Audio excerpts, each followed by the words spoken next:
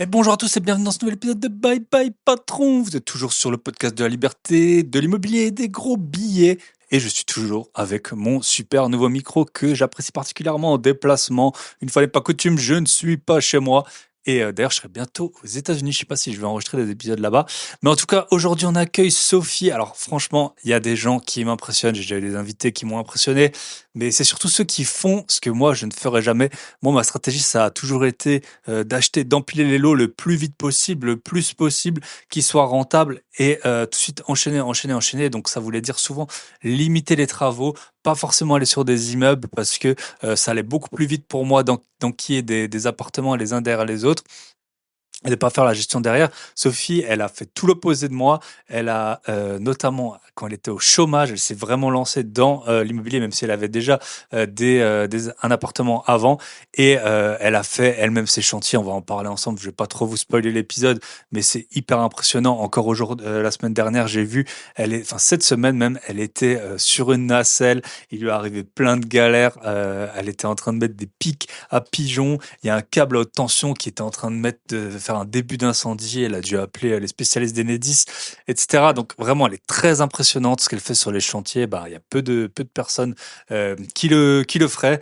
Donc c'est voilà. Je suis admiratif des efforts fournis et je sais très bien que moi c'est pas ma stratégie et donc que je ne le ferai probablement jamais. Mais vous allez voir si vous cherchez quelqu'un de déterminé, Sophie est la bonne personne. On s'était rapidement vu à Bordeaux, on s'est rapidement vu lors d'un dîner et puis là on a passé un peu plus de temps à discuter, donc ça fait trop plaisir de voir où on peut en arriver avec l'immobilier. Voilà, avant de démarrer, je vais faire une intro assez courte. Merci pour les écoutes avec Thibaut Aimé, le banquier de la semaine dernière, obtenir son financement aux meilleures conditions en 2024. Il a cartonné l'épisode. On a 2 épisodes sur le podcast privé avec des banquiers et ex-banquiers. Donc n'hésitez pas à nous rejoindre, boîteapied.com. Et sinon, dernier point, merci à tous ceux qui nous ont rejoints sur la formation bourse, donc bourse de la théorie au gros biais, où je vous explique comment on peut faire, mine de rien, assez facilement si on prend le temps, 1 million d'euros en bourse. Bon, faut prendre un peu de temps. Ça, la bourse c'est embêtant. La bourse c'est de la discipline. Ça demande pas de cerveau, ça demande pas de talent, ça demande pas vraiment de chance. Il faut juste appliquer des principes et les faire et refaire et refaire. Et vraiment, quand on soit quand on est jeune, même si on est plus vieux, bien sûr, après, on peut se servir énormément de son portefeuille boursier, et notamment pour le mettre en garantie pour faire des achats immobiliers. Donc, c'est pas la stratégie l'un ou l'autre. Même si vraiment vous n'avez pas d'argent, c'est mieux de commencer par l'immobilier. Enfin, si vous en avez un tout petit peu, faut pas faire d'immobilier sans rien. Mais après, voilà, c'est vraiment une bonne stratégie de diversification. C'est vraiment la boule de neige par excellence. C'est ultra passif. Il n'y a pas plus passif. La fiscalité, elle est beaucoup plus facilement pilotable, notamment en France. Alors, c'est une tête des seules particularités positives de la fiscalité française. On peut très bien gérer sa fiscalité avec la bourse. Et surtout si on a des enfants qui sont petits, enfin même, voilà, même s'ils ont 10 ans déjà, ou 15 ans, bah, se dire que, donc j'ai fait les calculs, si par exemple euh, vous mettez 10 000 € aujourd'hui, enfin le ratio avec les rendements historiques, il est sur 30 ans de 18. Si vous mettez 10 000 € aujourd'hui, que vous faites plus rien du tout, du tout, du tout, jamais d'autres investissements boursiers, 30 ans après, ça vaudra 180 000 €, corrigé d'inflation plutôt aux alentours de 120 000 €.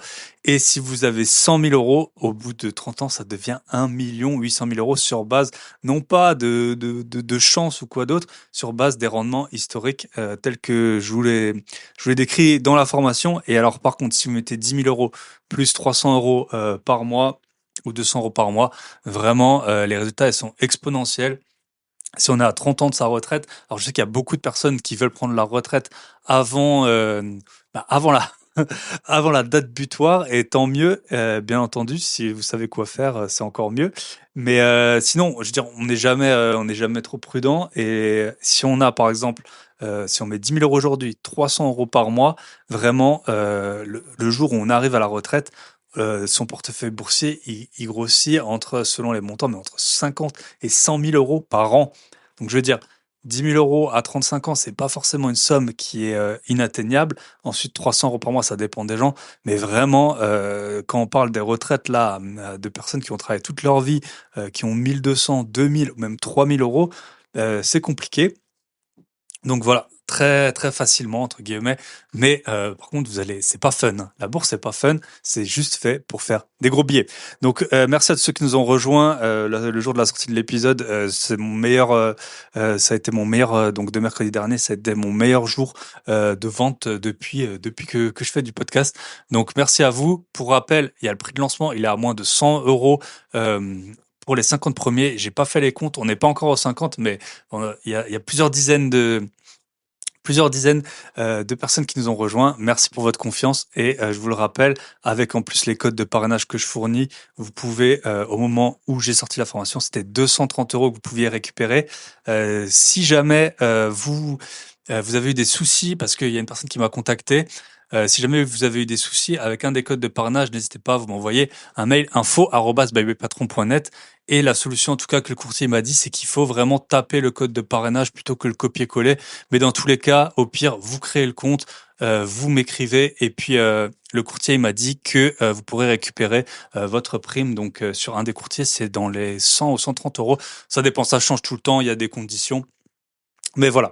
Donc, si vous voulez avoir une retraite dorée, des enfants qui sont blindés, peut-être des nantis, faudra faire attention.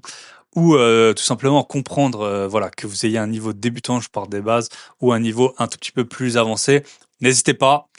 Bourse de la théorie au gros billet. Donc, vous allez sur mon site grosbillet.com/bourse. Sinon, vous avez le lien dans la description.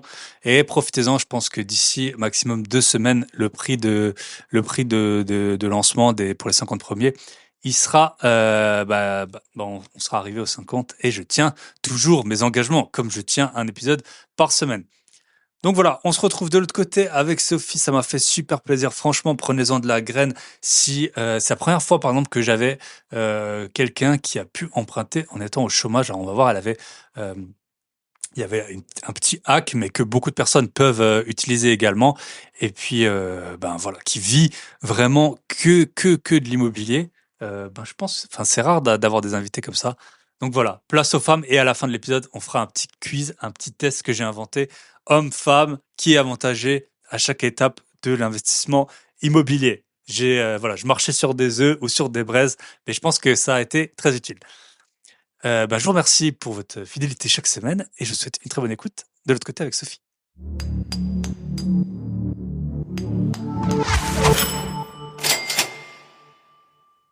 Et bonjour, bonsoir selon l'heure, selon votre statut professionnel et votre assiduité à la salle de sport. Aujourd'hui, on est avec Sophie. Salut Sophie, comment ça Salut, va? ça va très bien, merci. Je suis trop content de t'avoir. En plus, chaque fois que j'ai des femmes, je suis super content. Cette semaine, je vous le cache pas, j'ai un épisode avec je vais pas le dire parce que parfois je sais pas quand je publie, mais avec une femme, ça fait toujours trop plaisir. On a beaucoup plus de retours et beaucoup plus de partage. Donc c'est toujours un grand plaisir d'avoir une femme sur le podcast. Euh, nous, on s'était vu. Moi, je t'avais vu surtout au salon de Bordeaux. On n'avait pas trop échangé. Là, je pense qu'on va passer 95% du temps qu'on aura passé ensemble aujourd'hui. Donc toi, t'as fait beaucoup de choses. On va découler ensemble. Tu vis que de ton immobilier maintenant. Oui. Et pour que au début des épisodes, j'aime bien, le podcast s'appelle Bye Bye Patron. Toi, t'as vraiment dit Bye Bye Patron. Et j'aime bien que les invités, pour se présenter, ils présentent une expérience professionnelle un peu leur a planté la graine peut-être du bye bye patron, un boulot un peu ingrat qu'ils ont pu faire, ou un manque de reconnaissance, ou voilà, un métier dur. Je sais que tu en as eu, donc est-ce que tu peux nous commencer par là et puis après on déroulera un peu ton parcours. Bon, déjà, je te remercie pour l'invitation. Je suis vraiment très contente de passer sur le podcast depuis le temps que je t'écoute. Et pour le boulot, donc ingrat, j'en ai deux en tête. Quand j'avais peut-être, ouais, j'avais 17 ou 18 ans, j'ai fait un boulot d'été au McDo. Et c'est hyper ingrat pour le coup parce que tu sens la frite tout le temps. Et souvent, quand tu emmènes les poubelles là au gros container, il y a une fois, il y a le coca qui m'a coulé dans la manche Ah, là. Et là, je me suis dégueu. dit, waouh, il faut vraiment que je fasse autre chose, c'est pas possible. Ouais. Et ensuite, j'en ai un autre. En fait, il y a un moment donné, j'avais fait commencer la fac de psycho. Je sais pas vraiment pourquoi je suis arrivée là-dedans. Et j'ai arrêté en cours d'année parce que je voyais que ça me menait à rien. Et j'ai cherché un boulot le temps de reprendre les études. Et j'ai travaillé dans une épicerie fine. Et je me levais à 4h30 du mat pour aller faire les rayons, les approvisionnements de fruits et légumes et faire les rayons. Et c'était tellement dur pour moi qui ne suis pas du matin, vraiment, c'est Ok. tellement dur de me lever si tôt. C'était Donc dur de voilà. te lever ou c'était dur Après, c'est un peu abrutissant, hein. Moi, j'avais fait Ouais, un job d'été chez Decathlon. Tu sais, je sais pas si vous voyez les chaussures comme ça ils appellent ouais. ça du facing avec l'accent bien de chez nous. Et alors, tu dois tout le temps remettre les lacets dedans, les remettre, et c'est sans fin, quoi, parce que les Ah ouais. clients, bah, quand ils essayent, ils les enlèvent. Franchement, c'était très abrutissant, mais bon. Après, c'est comme ça. Maintenant, quand il faut travailler dur, on sait pourquoi on le fait, et puis on a appris. Bah, écoute, je te laisse peut-être te présenter un peu plus longuement d'où tu viens, ce que tu as étudié, qu'est-ce que tu as fait avant ta vie de rentière qui se balade de yacht en yacht à boire du champagne toute la journée et Ça aller de représente plage pas en beaucoup. plage. Ça représente pas toute ma vie quand même, hein. Alors, ben, je m'appelle Sophie, c'est Freedompreneur sur les réseaux. Je vis de mes investissements immobiliers depuis 2018 déjà. Donc, pour faire un petit peu une rétrospective de mon parcours, en gros, j'ai étudié, en fait, je vais commencer par le début. Je suis née dans une famille d'agriculteurs à la campagne où j'ai vu beaucoup mes parents travailler très dur. Mais du coup, je me suis promis que plus grande, j'allais pouvoir trouver un moyen de gagner plus d'argent et avoir plus de loisirs. Mais je ne savais pas du tout par quel chemin fallait passer. Donc, je me suis dit, la meilleure chose à faire, c'est de bien travailler à l'école et de faire les études qui ouvrent le plus de portes possible. Donc, au fur et à mesure, je travaillais bien à l'école, j'ai évolué et j'ai fini par faire donc un DUT Tech de Co à Bayonne en alternance avec le Crédit Agricole. Ensuite, j'ai fait une licence qualité du service à Toulouse. Et ensuite, j'ai fini par faire une école de commerce, sachant que 2 ans auparavant, avant de faire l'école de commerce, je ne savais même pas ce que c'était qu'une école de commerce. C'est fou quand même, comme l'information n'était pas Hmm. accessible à l'époque, maintenant ça n'a rien à voir. Mais voilà, donc j'ai fait Tant une que t'as école de pas mis le commerce, doigt, une fois que t'as mis le doigt dedans, c'est bon. Mais c'est tant que tu ça. sais pas qu'il y a ça, moi c'est comme mes premiers investissements, je savais pas qu'il fallait faire du meublé. Ouais, Bah franchement, je le savais pas. Et puis j'étais déjà en train d'acheter. Et puis il y a un gars, il m'a dit ouais, mon frère, il en a un. Il m'a parlé qu'il faut faire du meublé. Après, t'as juste à taper sur Google. Mais si tu sais pas qu'il faut taper ça, bah tu le sais pas. Et tes parents, c'est quel type de d'agriculture qui font? alors toute leur carrière, ils ont fait du lait et de la viande. Là, le lait, c'est terminé depuis que mes parents sont partis à la retraite. Et mes frères ont repris, mais ils font que de la viande maintenant et des céréales. Donc tu dois Voilà. être tout le temps là. C'est pour le lait, tu dois traire Ah ben deux là, fois mon par jour, frère, ouais, il je a fait ça pense. toute sa vie en fait, hein, depuis qu'il est tout petit parce que ses parents faisaient ça. Et là, jusqu'à la retraite. Mais c'est vrai que d'arrêter de faire la traite matin et soir alors qu'il a fait toute sa vie, ben c'est très très dur pour lui psychologiquement en fait parce que là, tu Hmm. t'enlèves vraiment ton rythme. Donc voilà. Donc c'est vrai que Hmm. c'est tous les jours, pas de vacances. Faut être là matin et soir en fait. C'est très dur comme vie. Et c'est Donc ça, nous, souvent, dans la liberté financière, beaucoup de gens voient l'objectif ou voient la retraite ou voient une meilleure retraite. Mais la retraite, bah moi, je le vois bien parce que ma mère, elle est plus ou moins à la retraite et elle l'a super bien préparée. Et franchement, enfin, ça se voit, elle apprécie beaucoup. Elle est active dans plein de domaines, mais ça se prépare à fond. Et souvent, si tu t'arrêtes ce serait comme vouloir, je sais pas, vouloir un mari ou une femme et puis jamais réfléchir à une fois que t'es marié ou qu'est-ce qui c'est va se ça. passer, quoi. Ton statut, il doit vraiment se préparer et longtemps à l'avance, quoi. Si t'aimes bien le sport, peut-être te mettre dans, je sais pas, des comités ou dans la Ouais. culture et tout ça. Mais si tu du jour au lendemain t'arrêtes, et c'est souvent le problème des agriculteurs, ils sont un peu isolés géographiquement, donc vu que tu dois être tout le temps là, c'est pas évident. Exactement. C'est pour ça qu'il y en a qui travaillent longtemps aussi, hein. Enfin, je sais pas Bah si oui. Ah c'est bah, jusqu'à ce qu'il. il travaille toujours, mais après, il fallait bien qu'il arrête ça parce que sinon, bah, quand il peut plus, parce qu'il fatigue forcément, Ouais.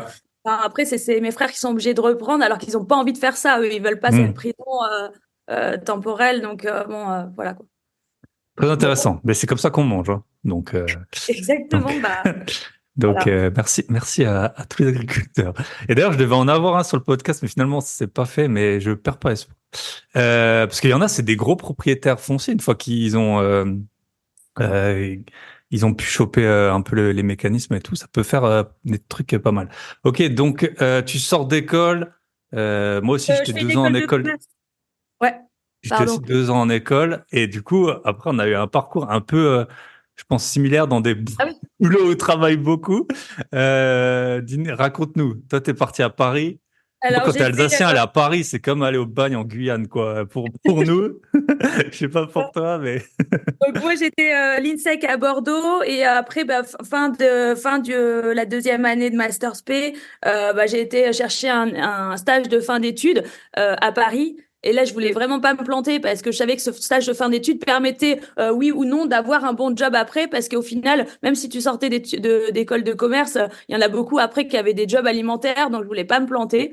Donc, j'ai cherché un bon stage de fin d'études et je suis tombée sur une super, enfin, une maîtresse de stage trop bien. Je veux dire ça dans le sens où elle avait besoin de quelqu'un qui prenait beaucoup de responsabilités parce qu'elle avait un enfant bas âge.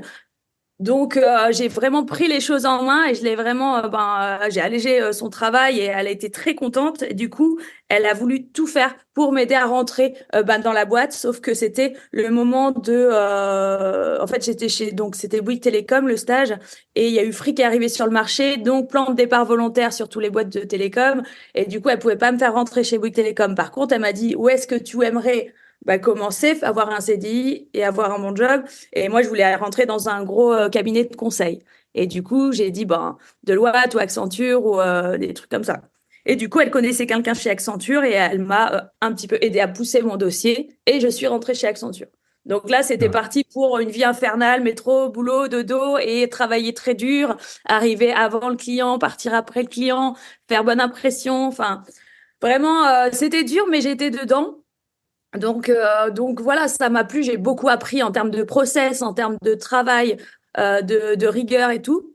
Donc ça, je regrette pas parce que je pense que ça m'aide aujourd'hui aussi dans mes projets. Par contre, je me suis vite rendu compte que cette vie parisienne et cette vie intense là, ça avait pas vraiment de sens. Bon, au final, j'ai continué et je me suis rendu compte que en restant dans la même boîte, c'était compliqué d'évoluer rapidement et de gagner plus rapidement. Donc, j'ai vite changé de boîte pour à chaque fois prendre en responsabilité et prendre en salaire. Donc Ok. voilà, j'ai changé de boîte. Ensuite, j'étais chez un éditeur de logiciels financiers. Sauf que là, j'avais pas le niveau. Autant j'étais dans le télécom avant, donc je suis passée là dans la finance. J'avais pas le niveau dans la finance. Et en plus, c'était tout en anglais parce que la boîte se faisait racheter par une boîte américaine de New York. D'ailleurs, mes 3 premiers jours étaient à New York, au 32e étage sur Times Square. Vraiment trop cool. Par contre, j'ai rien pipé de toutes les réunions. Hmm. Alors, ça a été très dur. J'ai tant bien que mal fini de passer la période d'essai, mais vraiment de façon très dure. J'allais souvent pleurer dans les toilettes. Le soir, je pleurais. J'avais pas envie d'y aller. Les dimanches soirs, c'était très dur. Bon, voilà, je sais pas pourquoi je me suis obstinée à vouloir passer cette période d'essai et avancer, justement, Mais ça, c'est quand peut-être t'es jeune, en fait, t'as envie, par enfin, ego. on te pousse toujours à réussir, à pas lâcher, t'as pas le droit de Ouais, dire, bon, ben, comment on appelait ça, les devoirs à la maison. T'as pas le droit de dire, bah, ça, je le rends pas. Tu bosses jusqu'à 2 heures s'il faut quand t'es au exactement. lycée ou étudiant. Et donc, en fait, après, on reste dans cette mentalité. On a du mal, je pense, à abandonner, alors que souvent, c'est la Alors que bonne là, solution. clairement, là, il y avait plein d'autres postes qui me convenaient plus. Il aurait mieux fait que j'abandonne. C'était très dur psychologiquement, ces 6 mois. Et après le période d'essai passé, il y a eu encore un plan de départ volontaire parce que le rachat fait qu'il fallait réduire les effectifs. Je me propose. Entre-temps, je trouve un autre boulot chez Deloitte. Et par contre, là, je leur dis, moi, ça fait 3 4 ans là, que je bosse à fond. J'ai eu très peu de vacances. Il me faut un temps de pause. Et du coup, vu qu'ils m'embauchaient sur le profil et non sur un projet, ils m'ont accordé 2 à 3 mois. Donc 3 mois au final, j'ai pris avant de rentrer dans la boîte. Et là, j'ai pris un billet d'avion pour la Thaïlande, aller-retour. Et je me suis dit, je vais m'aérer l'esprit et prendre du recul. Et ça n'a pas manqué. C'est vraiment ce voyage-là qui m'a retourné la tête et qui m'a fait prendre du recul sur le fait que j'étais pas partie dans la bonne direction et que j'étais en train de reproduire le schéma de pensée de mes parents, le schéma de travail, travailler très dur, épargner, mais ne pas profiter. Et finalement, voilà, j'étais partie dans un engrenage qui me convenait pas. Et vraiment, je m'en suis rendu compte quand j'étais en voyage en découvrant toutes les cultures, tous les gens les backpacks qui voyageaient et les cultures locales. C'était vraiment, ça m'a vraiment fait prendre conscience qu'il fallait que je fasse quelque chose. Je suis quand même rentrée au bout des 3 mois, même si il y a plein de signes qui me disaient que c'était même pas, j'avais même pas du tout envie. J'ai même loupé mon billet d'avion, mon avion en, en rentrant. L'acte manqué, quoi. Enfin, Là, le te truc. manquait, exactement. Donc finalement, j'ai fini par prendre mon avion la veille de la rentrée chez Deloitte. Je suis arrivée à 1h du mat dans mon appartement. J'étais en train d'enlever les trucs dans les cheveux, tu sais qu'on met quand on est en mode backpack, là, un petit peu à la route. Les coquillages. Et là, le lendemain, j'arrive là-bas et rentrée des nouveaux consultants. Il y avait une centaine de nouveaux consultants dans un amphi. On te donne ton nouveau PC, ton nouveau téléphone et tu vois, enfin vraiment, ça a fait un genre de C'est à la brouhaha dans rentrée des ma classes, tête. quoi. C'était waouh, mais qu'est-ce que je fais là? C'était vraiment trop dur, quoi. Donc voilà. Donc qu'est-ce que j'ai fait? En fait, déjà quand je me suis rendu compte pendant le voyage que finalement c'était pas pour moi tout ça, j'ai été jusqu'à envoyer un mail à mon futur donc manager qui m'a fait mon dernier entretien pour rentrer chez Deloitte pour lui expliquer que j'avais besoin de plus de temps. Enfin, vraiment, j'étais plus à ça près. Je me suis dit, même si je perds le job, c'est pas grave. Mm. Et au final, ce mail-là, il était en vacances, donc il n'a pas reçu sur le coup. Et du coup, il a reçu le jour de la rentrée et il m'a envoyé un email et il m'a dit, bon, bah, demain, dès que tu arrives dans le service, on fait un entretien et il faut qu'on parle de tout ça. J'étais un petit peu culottée de faire ça. Mais voilà, j'avais tellement pris une claque dans la gueule que je me suis dit, je m'en fous, même si je le perds, bah, du coup, ça sera la bonne raison pour partir de tout ça. Donc voilà, le lendemain de cette rentrée chez Deloitte, je fais donc l'entrée dans le service et je fais mon premier entretien avec le manager. Et il me parle de ça et il me dit, écoute, si tu m'as envoyé ça, c'est qu'il y a une bonne raison derrière et que c'est profond. Donc soit tu prends la décision de partir maintenant et tu te retournes pas et tu fais ce que tu as à faire, tu fais ton voyage et tu verras après. Soit tu fais ta période d'essai, donc c'est 2 fois 4 mois et de toute façon, on va faire un point toutes les 3 semaines et tu prendras le temps parce qu'une période d'essai, c'est à la fois pour toi comme pour moi. Et au final, donc du coup, j'ai quand même pris le temps. J'ai pris 3 mois pour prendre la décision parce que je savais que c'est pas seulement quitter ce job que je prenais la décision, c'est vraiment quitter cette vie-là. Donc quitter le Mm. salariat, quitter la vie parisienne, tout ce que j'avais mis peut-être bah, du coup 20 ans, les études et tout ça à acquérir. Et tout le monde me disait c'est super ce que tu fais, Sophie. T'es arrivée à un poste que bah, il y en a très peu dans la famille qui font ça. C'est génial. C'est quand même très dur de tout quitter après avoir fait tout ça. Et du coup, au bout de 3 mois, on fait un point avec mon manager. Et là, ben, j'avais pris ma décision parce qu'en fait, j'avais carrément fait un tableau Excel où tous les jours, je mettais mon sentiment, si oui ou non, j'avais envie Mm. de tout quitter. Et c'était très, très clair. Donc, du coup, je lui annonce ça. Et c'est là que j'ai dit bye bye patron pour le coup. Pour de bon, pour de Pour bon. de- Vraiment, Ouais. là, j'ai tout quitté. Et, Et, euh, et là, je suis et partie en voyage, ok. repartie en voyage. Ouais. Super intéressant. J'ai trois petits points où je voudrais rebondir. C'est en fait nous, c'est vrai que dans ces podcasts d'immobilier, d'investissement et tout, on donne plein d'astuces. Mais je me dis, je sais pas si ça existe, mais si on avait les mêmes astuces, le même niveau de connaissance sur justement changer de boulot, parce qu'en fait c'est comme ça que moi c'était pareil, je travaillais dur, j'étais auditeur financier, puis après au bout de 3 ans, j'ai changé de métier. Euh, et je m'en rappelle, mes revenus, ils ont quasiment été multipliés par deux alors que je travaillais moins. Et en fait, c'est ça qui m'a changé clairement la vie en termes de... Parce que j'aurais pas pu investir quand je travaillais jusqu'à... En fait, je prenais en plus des cours du soir. Donc, en gros, je rentrais chez moi à 22 heures tous les jours. Je commençais vers 8 heures. J'étais vraiment épuisé. Et, euh, et donc, ouais, si ça existait, tu vois, comment réussir les entretiens d'embauche, comment bien négocier, comment bien, tu vois, en 1 heure déjà, t'en apprends beaucoup plus que si tu viens de zéro. Mais si t'écoutes comme nous, on a pu le faire des centaines d'heures Franchement, je pense que ce serait vraiment un sacré tremplin, en tout cas pour les gens qui veulent avoir une carrière dans le salariat. Et puis ça se comprend tout à fait. Et après, l'autre point que je voulais voir, c'était, est-ce qu'en voyage, tu as dit que tu as rencontré des backpackers? Moi, j'ai eu deux filles, Claire et Cindy, là, qu'on salue. Top 2% de mes auditeurs, elles ont partagé parce que justement, elle a beaucoup voyagé. Et elles m'ont dit des trucs, en fait, qu'il y a des astuces, tu vois, sur comment avoir des revenus quand t'es en backpack et tout. Mais en fait, enfin, elle, c'est en van plutôt, mais c'est Mm. ça, en fait, tu rentres dans un monde, comme nous, on a pu rentrer dans le monde des investisseurs et on a pu nous donner des conseils. En fait, je pense que, ouais, tant que t'es pas parti, ça te fait peur, et après, quand tu y es, t'as tout qui peut s'éclairer, quoi. Est-ce que tu as eu des conseils qu'on t'a dit pendant ton voyage, par exemple, sur la vie de, justement, de non-salariés? Sur, je sais pas comment, rien que comment on s'organise, tu vois, t'es parti de 9 mois, t'as dit? Comment on Moi, je suis organise partie un neuf voyage mois. de 9 mois, tu vois? Donc, quand je suis partie à ce moment-là, j'ai vraiment que pris le billet aller et je me suis dit, je vais voyager tout le temps que j'ai envie, jusqu'à temps que j'en ai marre. Et je voulais pas que ça soit un arrêt à cause de l'argent. Au final, enfin, en fait, j'ai acheté dès que je suis arrivée à Paris, j'ai acheté mon premier appartement dès que j'ai eu mon premier CDI. Donc à Issy-les-Moulineaux. Et donc cet appartement, je l'ai mis en location courte durée déjà en Airbnb du coup, c'était en 2016 ou 17. 16. Donc c'était fait vraiment à l'arrache, hein. À ce moment-là, vraiment, j'avais pris une étudiante et je lui avais dit bon bah voilà, je vous dirai tel jour, faut aller faire le ménage. Et je faisais tout à distance. C'était très très archaïque, hein, par rapport à ce que je fais maintenant. Et je remplissais pas du tout mon calendrier, mais ça me payait largement mon remboursement de crédit, plus une partie de mon voyage. Et en plus, je vivais vraiment en mode backpack au plus simple. Je dépensais très peu d'argent. Ça allait de 400 euros en Inde jusqu'à, on va dire, quand j'ai fait un peu de plongée aux Philippines et tout, j'allais jusqu'à 1800. Mais voilà, je dépensais très peu le mois. Euh, Maintenant, Moins que c'est... la plupart des gens dépensent chez eux, quoi. Enfin, moi, je Ouais, dépense plus c'est que ça. 1 800 € par mois pour, quand je suis chez moi. Donc voilà, quoi.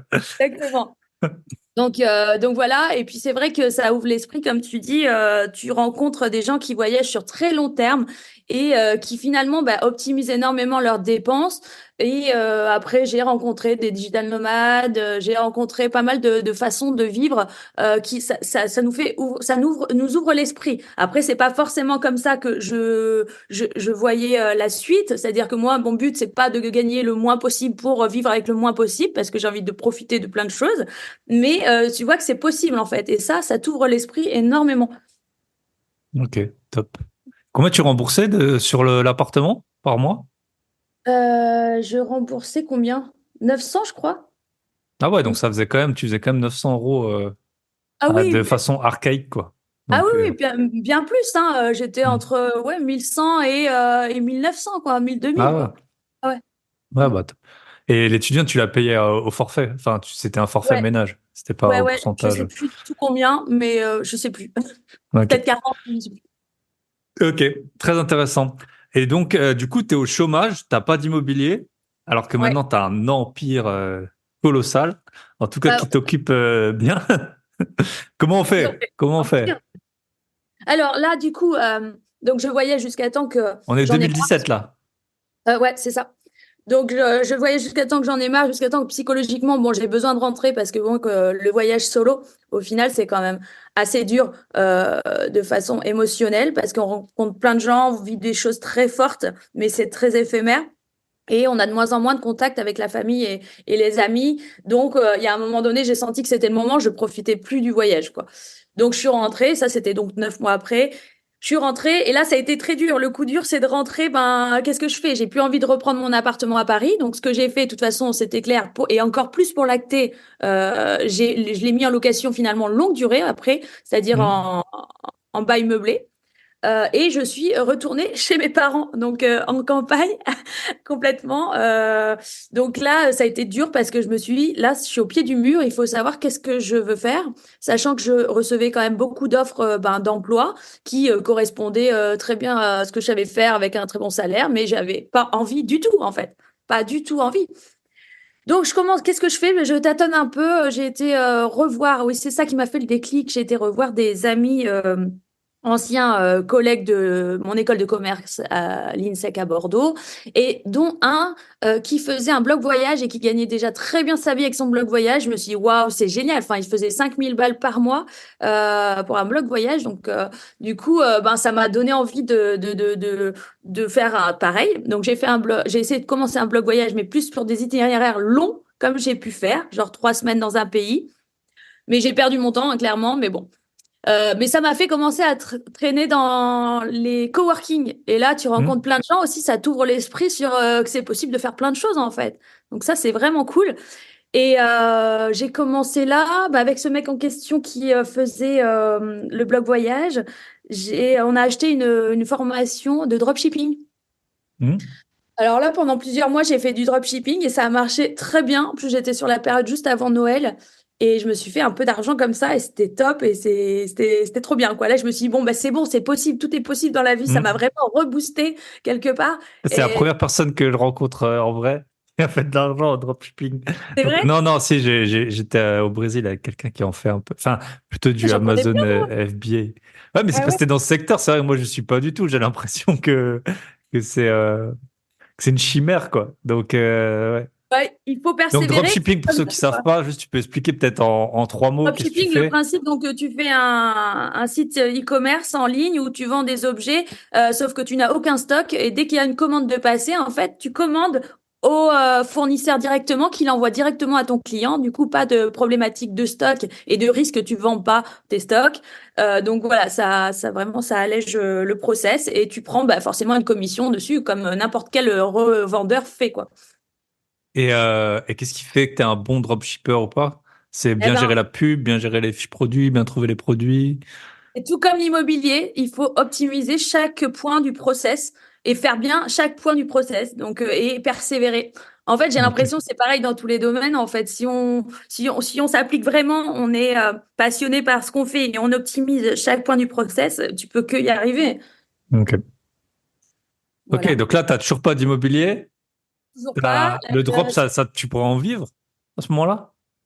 Ah ouais, non mais en Ouais. fait le problème c'est que c'était vraiment très irrégulier et en plus moi Hmm. ça marchait à ce moment-là parce que c'était avant Noël, c'est les 2 mois avant Noël et je vendais un objet enfin c'était pour un cadeau quoi, cadeau de Noël clairement, c'était une figurine où j'avais un problème de marque aussi parce que j'avais aucune licence sur cette Hmm. figurine et en plus c'était des mini Lego donc j'avais 2 problèmes de licence donc autant te dire qu'il fallait pas que je joue trop longtemps non plus.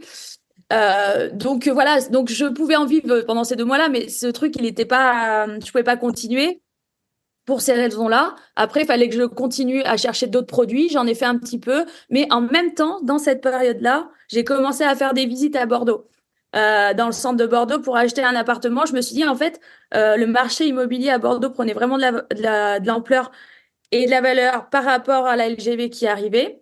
Et je me suis dit, pourquoi pas m'acheter un petit bien à Bordeaux. J'avais un peu d'argent de côté et du coup, j'avais à peu près un budget total avec un financement pour 150 000 euros. Donc, je commence à faire mes visites et très vite, j'ai trouvé un petit studio magnifique, enfin, comment dire, belle hauteur sous plafond, vraiment typique bordelais, en plein centre de Bordeaux. Et du coup, voilà, j'ai foncé. Je me suis fait financer donc sur, tu vois, j'ai apporté 50 000, je me suis fait financer sur le reste et j'ai fait les En travaux étant en moi-même. chômage. Ouais, en étant au chômage. Donc là, banque familiale et j'ai eu la chance de voir l'accord de mes parents pour le cautionnement solidaire sur ce prêt-là. Ok. Effectivement, en étant au chômage, c'est compliqué, même si tu fais un gros apport. Hmm. Mais du coup, vu que c'est la banque familiale, j'ai jamais eu de découvert. J'ai toujours fait, enfin, j'ai une rigueur en gestion financière qui est assez, enfin, j'ai toujours mis de côté dans ma vie, etc. Je suis assez stricte là-dessus. Du coup, je pense qu'ils m'ont fait confiance, plus la caution solidaire, ben, c'est passé comme ça. Ok.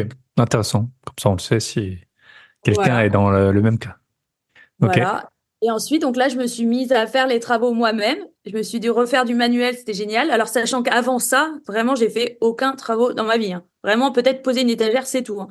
Parce que le bien que j'avais acheté à Issy-les-Moulineaux, je l'avais acheté refait.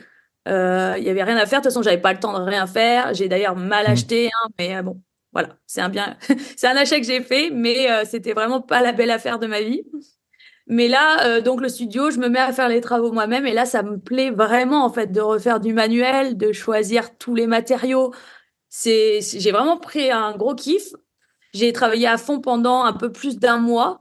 Donc on va dire peut-être 35-40 jours, il était terminé. Et là, je me suis dit, mais en fait, quand je mets mon appartement ici les Moulineaux en location courte durée, ça marche très bien en vacances. Pourquoi je le mettrais pas tout le temps en location courte durée en fait Hmm. le truc? Et c'est comme ça que j'ai pensé. Il n'y avait pas de formateur, il y avait personne qui disait oui, c'était pas une stratégie d'investissement, c'était à Mhm. l'époque, quoi. Et du coup, c'est comme ça que j'y ai pensé. Et donc, je l'ai fait, et ça a marché direct, et j'avais l'impression que c'était incroyable. Je me suis dit, mais ça y est, je suis sauvée, en fait. Mhm. Je rembourse mon emprunt, je rembourse mon emprunt, je paye les charges, je paye tout, il me reste 1 500 euros, quoi. Enfin, c'est quand même Mhm. incroyable, ça y est. Enfin, je suis sauvée, je gagne pas autant qu'avant, mais je suis sûre que je reviendrai pas salariée. Avec ça, je suis complètement Mhm. sauvée. Donc, Et si tu forcément, peux nous dire les travaux, t'as appris, quelqu'un qui savait faire t'a aidé, il y a des forums, t'as regardé des vidéos, comment t'as pour fait les le bon travaux, sens? alors j'ai fait faire par un pote l'électricité. Mhm. Pour ce premier appart, j'ai fait faire la salle d'eau et le carrelage. Après, j'ai toutes les autres, c'est moi qui Après, les ai fait. on a vu les vidéos hein, et on peut les voir sur Et ton Insta. ouais. Et après, en fait, moi j'ai fait tout le reste. Donc après, c'était quoi? C'était fallait casser un mur pour. Bah, c'était une vieille cuisine, donc j'ai fait une cuisine ouverte. J'ai traité tous les murs, j'ai fait le sol. Voilà, c'était pas énorme. C'est un studio, donc qu'est-ce qu'il y a eu? Voilà, c'est pas énorme. Faut construire la Mhm. cuisine, bien sûr. Bon, les cuisines après, c'est pas très compliqué, mais ça, c'était vraiment mon premier Donc, chantier. Et comment je fais? Ben, je regarde sur Internet, je demande des conseils aussi sur YouTube, mais c'est vrai que dans ma famille, moi, j'ai personne qui sait faire des travaux. mhm, Mon c'est ça. papa, il n'est pas du tout bricoleur, même malgré le fait qu'il est agriculteur, il n'est pas du tout bricoleur. Par contre, ma maman, elle est très débrouillarde, donc et elle a adoré aussi apprendre tout ça. Donc c'est vrai qu'elle m'a aidé sur tous mes projets et elle m'aide encore et ça c'est cool. Et voilà, Mais c'est donc ça, du ça coup, c'est super intéressant. C'est d'avoir, quand on est investisseur immobilier, tu sais, il y a la courbe, je sais pas si tu l'as déjà vu, qu'en gros, à 18 ans, tu as déjà passé 90% de ton temps avec tes parents et 95 avec tes grands-parents, je sais plus. Et, ouais, euh, et en fait, les investisseurs IMO, ils prolongent un peu ça avec leurs parents, ceux qui ont des parents qui les aident sur les. Souvent, c'est des femmes, j'ai pu le voir en tout cas. Je sais pas si c'est juste que j'ai pas un échantillon assez large, mais en tout cas, moi, mon père, il m'a aidé. C'est vrai, il y a un an, parce qu'il y a un gars qui m'a fait défaut. Et en fait, ça faisait des années, je pense qu'on avait pu passer rien que 4 heures ou 5 heures d'affilée ouais, ensemble à faire autre chose que manger, quoi. Donc, ouais, et tu vois, enfin, je m'en rappelle, quoi, vraiment de ce jour-là, quand il m'a aidé et tout. Donc, ouais. donc Moi, c'est ça m'a super. beaucoup rapproché de ma maman et je suis très contente de ça. Comme tu dis, sinon on partage quelques repas. À partir du moment que tu es partie de la famille, tu partages Hmm, pas vraiment. Et là, on a vraiment partagé beaucoup de choses et encore plus. Bon, on en parlera après, mais pendant mon projet de coloc, c'était incroyable, quoi. Enfin, on a vraiment fait beaucoup de hmm. choses ensemble. Elle venait 3, 4 jours par semaine, donc c'est vrai que heureusement que je l'avais. Et c'est vrai que les travaux, quand on est seul, très souvent on a besoin de 4 mains quand même pour porter des Ouais. choses déplacer des trucs. Enfin, c'est presque indispensable. Donc, bon. Yes. Donc, Très intéressant. Du coup, ensuite, tu as enchaîné à Bordeaux ouais. ou Alors, du ouais, coup, après ce studio qui marchait bien, je me suis dit, oui, c'est magique. Enfin, je veux recommencer, forcément. faut Et scaler, là, comme on dit sur Internet. Ouais. C'est ça. parce qu'elle est, ouais. Du coup, j'en ai cherché deux d'un coup, là, pour le coup. J'ai monté ma société et j'ai cherché un financement comme ça. Donc là, j'ai commencé à faire les choses un peu plus professionnelles, c'est-à-dire que j'ai fait un vrai dossier bancaire. J'ai été dire, bon voilà, j'ai fait celui-là il y a 6 mois, ça marche très bien. Maintenant, j'ai monté ma société, je vais en faire deux d'un coup. Vous me suivez pas?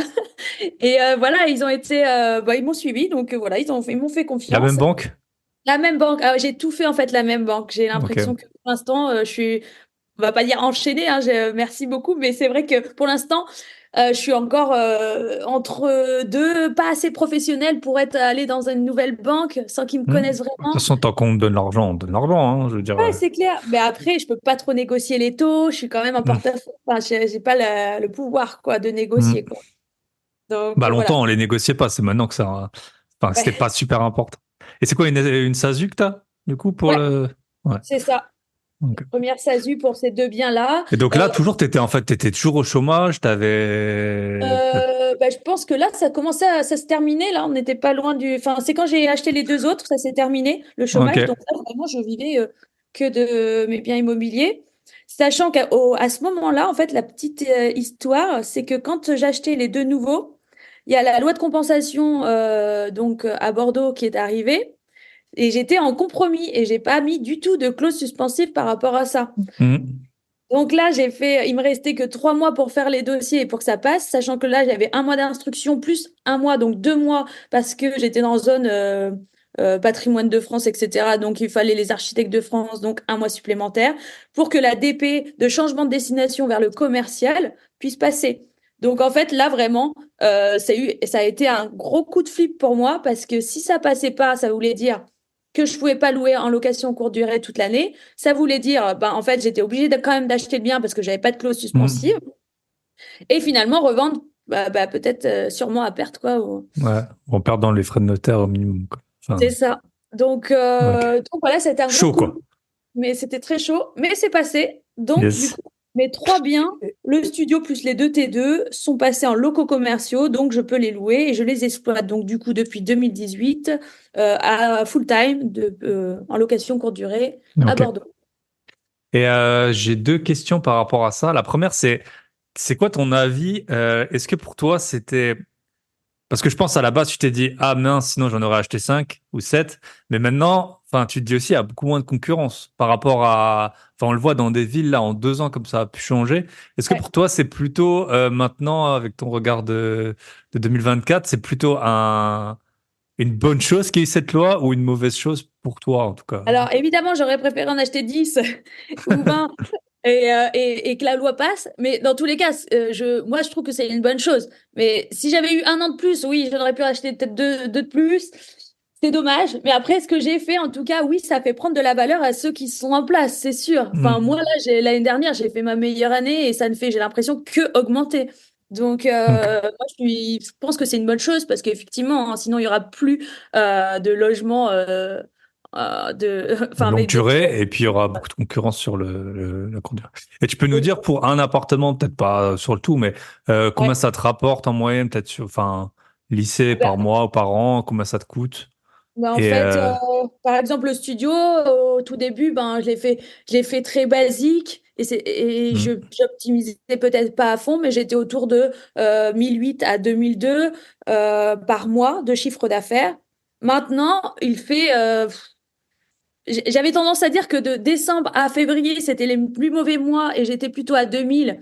Et au final, là, il a fait 3000 au mois de décembre. Donc voilà, c'est pas, voilà. Donc du coup, en hmm, fait, là, maintenant, je suis plus autour de 3000 et l'été, 3005. Et il a même monté à 4000 le mois de la Coupe du Monde, donc de septembre.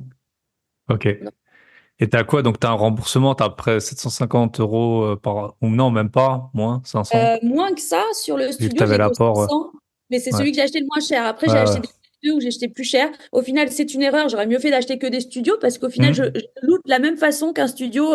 Après, c'est un beau studio, c'est-à-dire qu'il a une mezzanine, ce qui fait que c'est presque un T2. C'est un T1 hmm, bis, on va dire. Mais de mettre 50 000 euros de moins, au final, mais il rapporte autant que les T2. ok. À choisir, à refaire, j'aurais acheté que des Hmm, genres de T1 bis comme ça. ouais. Mm. Bah, c'est vrai que moi, on avait un T2 là, et puis on l'a sorti du Airbnb, alors que j'ai un studio où vraiment la question, elle se pose pas du tout, faut le laisser en Airbnb. Et et t'as quoi comme, t'as des charges, t'as pas de concierge, je pense, c'est toi qui gères, t'as des femmes de ménage. Alors voilà, c'est clair que là, ouais, la conciergerie, pour moi, enfin, c'est pas le but parce que je veux optimiser et ça me prendrait beaucoup trop. C'est généralement, voilà, 20% plus les frais de ménage, donc ça représente Hmm. quasiment 40% du chiffre d'affaires. Donc moi, en fait, pendant très longtemps, tout ce que je pouvais, je le faisais moi-même. Donc ça prend du temps. Ouais, les ménages, c'est chiant. Il y a plein d'investisseurs, je ferai pas le ménage, etc. Ben moi, je trouvais que ça m'économisait au début 1 500 euros par mois. Donc j'avais besoin de ça pour avancer, pour mettre de côté ça en plus, etc. Maintenant, je le fais plus, mais ça fait pas finalement si longtemps que ça. Il y a encore un an et demi, ben je le faisais quand j'étais là et quand j'étais en vacances, je le faisais faire. Donc après, c'est très difficile de trouver une femme de ménage qui puisse faire le linge chez eux, chez elle, du coup, ou un homme de ménage. Bref, c'est compliqué à trouver quelqu'un qui fait bien le ménage et qui peut le faire chez eux parce que dans les apparts, c'est pas possible. Le temps de la rotation, tu peux pas et laver et sécher et mettre en Hmm. place. Enfin, c'est pas possible. Donc voilà. Là, j'ai la chance d'avoir trouvé quelqu'un qui a monté sa petite conciergerie, mais il fait pas. Il m'a donné le choix de faire au forfait Mm. quand même, Ok. parce que je lui mettais quand même 3 biens en plus, donc il était content. Donc on fait au forfait au ménage plus le linge, c'est 35 euros par rotation. Et il a son local pas loin de mes appartements, en hypercentre. Il Ok. a un local avec les machines à laver et tout ça. Et il a des femmes de ménage qui gèrent. Et donc Mm. voilà. Donc là, c'est l'entre-deux entre la conciergerie et le fait de Ouais, faire bah soi. top. Et c'est top, quoi. Pour l'instant, pourvu Ok. que ça dure. Voilà. Ok. Et j'avais une dernière question avant qu'on enchaîne, c'est donc ça fait depuis 2018, donc ça fait maintenant 6 ans Ouais. quasiment. Euh, Comment tu vois l'usure? Qu'est-ce que tu as fait? Parce que j'ai vu en story que parfois tu bloques, je sais pas, quelques semaines et puis tu les Ouais. pimpes un peu, tout ça. Euh, Bah, je donc trouve est-ce que. que ouais, comment tu peux parce qu'il y a Ouais. beaucoup de gens, ils viennent d'investir, tu vois, ils se rendent pas compte forcément de ce qu'il y a à faire ou pas faire. Ils ont déjà mis un gros billet pour refaire l'appartement. Et donc, voilà. Faut Quel est vraiment. peut-être les frais que tu as eu, les travaux que tu as fait, comment tu trouves dans quel état ils sont par rapport au début? Si tu peux un peu nous raconter, ouais, sur la durée. Ouais, bah déjà au début je me posais pas cette question, il y avait très peu de concurrence, donc ça marchait comme ça et voilà. Mais là au fur et à mesure je mettais plus de déco, j'essayais de créer un petit thème dans chaque appartement. Et là durant cette dernière année, pour chaque appartement j'ai carrément bloqué une semaine et refaisais la peinture, ça rafraîchit. Peut-être après des peintures, au lieu de mettre que du blanc, enfin tu mets un petit blanc cassé qui est plus chaleureux avec plus de couleurs. En fait, dans la location courte durée, il faut créer l'attraction. Donc, faut pas avoir peur de mettre plus de couleurs, quitte que ça soit vraiment, voilà, on aime ou on n'aime pas, mais vaut mieux qu'on Mhm. aime beaucoup et faire repousser certaines personnes, et ben qu'il y en a qui aiment vraiment plutôt que d'être entre deux. Donc voilà, j'ai mis plus de déco, refaire toutes les peintures, changer quelques du mobilier. Donc voilà, et ça a vraiment, j'ai vraiment vu un impact sur ma rentabilité. On peut dire que j'ai pris presque 20 euros par nuit et par appartement, quasiment Ok. après le repimpage là, de chaque appart. Pourtant, Donc voilà, une hein, semaine de travaux et combien d'euros, tu dirais? entre 1000 et 2000 euros par appart, Ah ouais, plus donc une c'est. semaine donc de blocage, ça correspond quand même à 700, 800 euros. Faut compter ça aussi, mais ça vaut largement le coup. En 3 mois, Mhm. c'est remboursé, quoi. Et tu peux nous donner un petit conseil, genre un truc que tu as fait qui fonctionne bien? J'ai vu, tu as mis des sortes d'oiseaux, non? Des colombes ou c'était. Ouais, ouais, j'ai fait ça dans le studio, justement, le tout premier. J'ai voulu donner un petit thème des oiseaux. Donc, j'ai acheté des oiseaux sur Etsy. Ça m'a coûté une blinde de transport, tout. Enfin, c'est un délire. Et plus les frais de douane, etc. Enfin, bref, ça m'a coûté une blinde, mais bon, ça fait un petit plus. Je sais pas si vraiment, on peut pas vraiment le calculer, hein, mais Hmm. c'est quand même sympa d'avoir des trucs originaux. Mais Ok. voilà, j'essaye de faire des petits trucs comme ça. Yes. Ok, top. Ben on va attaquer ton gros projet. Bon, c'est comme ça, moi, que je t'avais connu. Tu avais fait une bonne, euh, une bonne présentation là-dessus. Et puis, tu as une vidéo. Je pense, on peut la voir, je pense, sur ton Insta, la vidéo, Ouais, elle est comme ça attachée à mon profil. ouais, Oui, j'ai fait une vidéo qui retrace un petit peu tous ces travaux voilà. de la coloc. En accéléré, comme ça, on voit, très, très intéressant. Donc, tu as activé, et ça fait pas longtemps que j'ai appris, enfin, tout le monde connaissait le concept, je pense, mais il y a beaucoup de gens qui en parlent sur YouTube, c'est le monk mode, donc le mode moine. Toi, c'est un peu ce que tu as fait quand tu as acheté, donc tu as acheté une grande maison, hein, maison de maître, c'est ça? Ouais, c'est ça. Quelle surface elle fait? Donc en fait, j'ai cherché. Elle fait 300 mètres carrés quand j'ai acheté, habitable, et maintenant 365. J'ai créé de la surface habitable, Ok. sous-sol, un petit peu sous les combles. Bah en fait, j'avais l'idée de faire après le passage de la loi à Bordeaux, vu que je pouvais plus refaire de nouveaux biens en location courte durée, j'ai cherché un nouveau marché et une nouvelle exploitation. Et j'avais envie de faire une colocation, donc 3 4 personnes, comme on entendait une colocation. Mhm. Mais au final, vu que j'avais l'habitude de dépenser au moins 200 000 par appart, quand tu vas dans une ville plus petite, eh ben 200 000, t'as vite beaucoup de mètres carrés. Et je me disais, mais c'est pas possible, je vais pas faire un nouveau projet à 50 ou 70 000, c'est pas possible. Enfin, ça me paraissait trop Mm. perdre de temps. Tant qu'à faire, autant faire un gros truc. Et du coup, j'ai trouvé une super maison. Enfin, vraiment, je suis tombée sous le charme. Vraiment le charme de l'ancien, vraiment typique, une maison bourgeoise du centre-ville. Et je me suis dit, bah, je vais faire une grosse colocation. Je ferai autant de chambres que je pourrai dans cette maison. Alors voilà, souvent ça faisait peur quand je parlais de ça. Enfin, il y en a qui me disaient, ça marchera pas, personne n'a envie d'habiter avec 10 personnes, etc. Bon, moi je me suis dit, tant pis, je prends le risque. C'était un gros risque, mais je vais prendre le risque. Et au fur et à mesure, en fait, pendant les travaux, ben, le terme co-living est arrivé. Et là, je me suis dit, mais en fait, c'est exactement ce que je suis en train de faire. Donc, je vois pas pourquoi ça marchera pas. Donc, ça m'a quand même rassurée. Et quand tu parlais ouais, de Monk Mode, ben, en fait, quand j'ai acheté, c'était juste avant le confinement et je me suis confinée donc dedans et j'ai commencé à détruire. Il fallait absolument que bah, je me donne un max. J'avais quand même un budget travaux qui était minime, donc je me suis dit, je vais faire un maximum de travaux moi-même, ne pas perdre de temps. Donc pendant ce mois-là, j'ai commencé à détruire, finaliser les plans, faire passer les artisans pour faire les devis et tout ça. Et bah, au final, j'ai passé 14 mois de travaux hyper intenses avec 4 jours off. Sur, 4 sur- jours, donc 14 mois, ça doit faire quoi? 430 jours peut-être? Et Ça fait, en fait, c'est bizarre, mais 1% de congé, ça va. 1% de jours de congé. ouais. Au final, c'est marrant parce que ces 4 jours, pendant ces 4 jours, je culpabilisais de pas être sur le chantier. C'est quand même Ouais. incroyable. Parce que quand on a pris le pli et qu'on est dedans, enfin, Mm. c'était la normalité. Je me levais, je Mm. travaillais. Le soir, je faisais tout ce qui était administratif, rechercher, ben, un petit peu sur YouTube comment faire ça et ça et organiser le projet. Et puis, c'était répétitif et puis j'avançais, j'avançais. Et le jour, les 3 jours, ou les 4 jours que j'ai rien fait, et là, j'étais ah, j'aurais pu faire ça, j'aurais pu faire ça, je perds du temps, je perds de l'argent. C'est pas possible. Ouais, Yes. Ok, donc le projet, c'est 14 mois, 14 chambres, du coup, ouais, c'est ça? c'est Chaque ça. chambre a sa salle de bain, salle d'eau, non? Ouais, bah, au début, j'avais prévu une salle d'eau pour 2 à 3 personnes. Et en fait, je me suis vraiment mis à la place. Et j'ai vraiment fait la maison comme moi, j'aurais voulu vivre la vie dans cette Mm. maison. Et je me suis dit que partager ma vie avec 14 personnes, ok, mais je veux mon intimité et partager une salle de bain avec des gens que tu ne connais pas vraiment, surtout au Mm. début, bah, j'ai pas envie. Donc je dis, bah, tant pis, ça va me coûter beaucoup plus cher, ça va me prendre plus de temps, mais je vais faire une salle d'eau par chambre et je pense que ça fait la différence et ça apporte Mm. vraiment beaucoup plus de confort. Yes. Et un WC par chambre aussi Non, ou par ça contre, les toilettes, en fait, le problème, c'est que je pouvais pas vraiment faire une salle d'eau vraiment fermée dans chaque chambre. Donc, c'est des Mm. recoins qui sont quand même plutôt bien faits, mais ça fait pas cabine de douche dans un coin de Ouais. chambre. Je voulais surtout pas ça.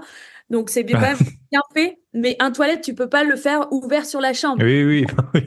C'était beaucoup trop de contraintes en plus. Donc, par contre, les Ouais. toilettes sont communes, mais il y en a 2, 3, 4, il y en a 5 sur toute la maison. Ok. Donc ça va. Ok. Très intéressant. Bah, la plupart des gens qui vivent en famille, en fait, ils n'ont pas même ce ratio de, Ouais, c'est ça. de, de salle de toilette. Ok. Donc, j'ai quelques questions, bien sûr, là-dessus. Tu peux nous donner un peu les chiffres, peut-être, du co-living? Alors, j'ai acheté donc 225 000, je crois. Donc, il faut rajouter les frais de notaire et tout ça. J'avais prévu 100 000 € de travaux. C'était vraiment prévu à la louche. Donc, je me suis bien plantée, surtout bah, comme 300 € le mètre j'avais prévu. carré, avec les meubles. C'est ça. J'avais prévu en plus faire que 10 chambres et pas une salle d'eau par chambre. Enfin, plein de trucs Non. que j'avais pas prévu de changer et tout ça. Donc, au final, j'ai eu une erreur d'estimation de 100 000 €. Donc, 100 000 € de plus que j'ai. Bon, j'aurais pu demander une avance de plus à la banque, mais je me suis dit, ça serait bien que je le fasse pas. Donc, en fait, cette époque-là du virus nous a fait faire que finalement, on a eu la chance de décaler toutes les mensualités donc de tous mes biens, Mm. c'est-à-dire à la fois ici les Moulineaux et les 3 biens de Bordeaux, ce qui fait que ça m'a fait finalement de la trésorerie qui rentre. Et cette trésorerie, j'ai pu l'injecter dedans. Ok.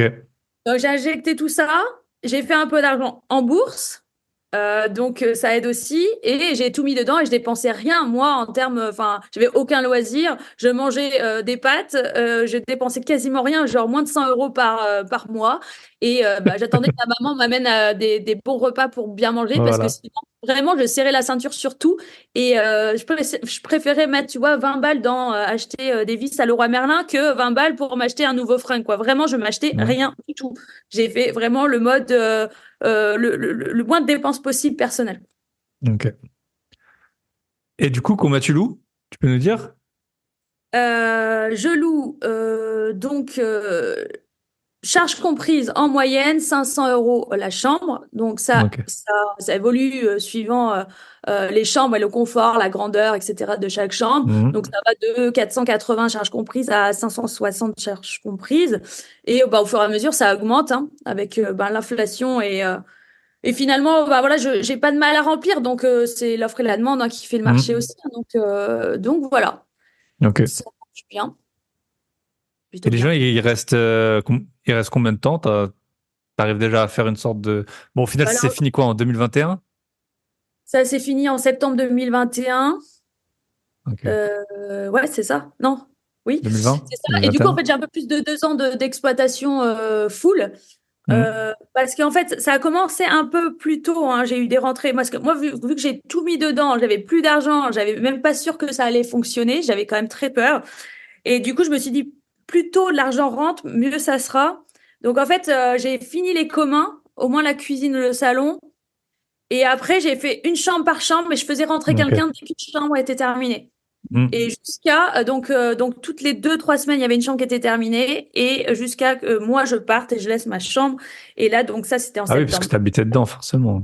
Ouais, j'habitais dedans tout le temps, quoi. Bah ouais, forcément, Mhm. bah là, j'allais pas faire des allers-retours. Au final, vaut mieux être Mhm. sur le chantier, pas de temps de trajet. Et voilà. J'étais vraiment que imprégnée dedans. Donc voilà. Ok. Trop intéressant. Donc Et voilà, du on coup, se doute bien. On le voit bien sur les photos, il n'y avait pas de chauffage au début, je pense. ouais, non, il y avait rien du Enfin, il y tout. Et a puis la en plus, maison, puis il y avait de en l'air plus, qui passait partout.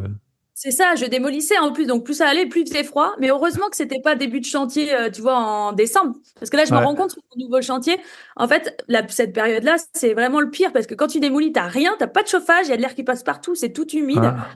Bon, là, c'était en mars, donc ça va, mais quand même, il faisait un peu froid. Et en plus, bah, mon pauvre radiateur là, mobile que j'avais, il faisait griller toutes les prises. Donc, à un Mhm. moment donné, j'avais quasiment plus de prise. Je prenais une grande rallonge pour aller prendre la dernière prise tout en bas là pour avoir mon Ouais. petit chauffage.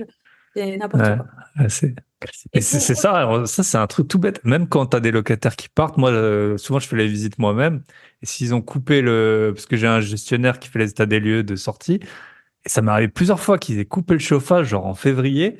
Tu fais 2 heures de visite mais t'es glacé. Franchement, t'es glacé quand. Enfin, surtout là, c'est juste visiter, donc tu portes rien. Et au début, t'as pas l'impression qu'il fait froid, mais en fait, putain, tu sors de là, t'es congelé, quoi. c'est Donc ça. toi, j'ose pas imaginer. En plus, tu dormais là et tout. Ok. Donc Ah, voilà, on voit, ça fait beaucoup d'argent. Si vous faites 14 fois 5, si vous avez été à l'école, vous savez combien ça fait. Mais c'est vraiment, enfin, félicitations, parce qu'en tout cas, moi, je suis merci. sûr et certain que je l'aurais pas fait. Euh, ok. Donc, en termes de rotation, tu demandais, en fait, sur 2 ans et demi, là, que j'ai un petit peu de recul, la première année, il y a eu 7 rotations, donc ça représenterait finalement 2 ans, pour chaque personne reste 2 ans. Mais Hmm. là, cette année, j'ai eu plus de rotations. Je pense que je suis à 8, 9 là. Ok. Enfin, l'année 2023 qui vient de passer. Ouais. Donc, voilà. Donc, ça Donc, va quand même. Hein. mais Ça va t'arrives quand à même. louer à chaque fois, donc Ah ouais, t'as là, pas. franchement, j'ai vraiment pas de soucis. Vraiment, même je choisis, hein, je Hmm. choisis bien. Je prends pas d'étudiants parce que bon, il y a beaucoup de jeunes actifs et puis ça va peut-être aussi réduire mes risques d'avoir des gros stuff de toutes les écoles Hmm. qui viennent dedans. Je Hmm. prends que des gens qui viennent de loin aussi. Ça permet aussi je pense, d'avoir une meilleure cohésion parce que chacun cherche à avoir de nouveaux amis sur Hmm. place. Pour moi, c'est un risque en moins aussi que chacun ramène tous ses amis bah, de la région. De l'enfance et tout, ouais. Ouais. Voilà. Donc, Ok. je choisis au mieux. Ouais. Ok. Et je me souviens que t'avais parlé, je crois, de plusieurs trucs sur le chantier de spécificité. Moi, je m'en rappelle d'une surtout. C'était par rapport à l'eau chaude.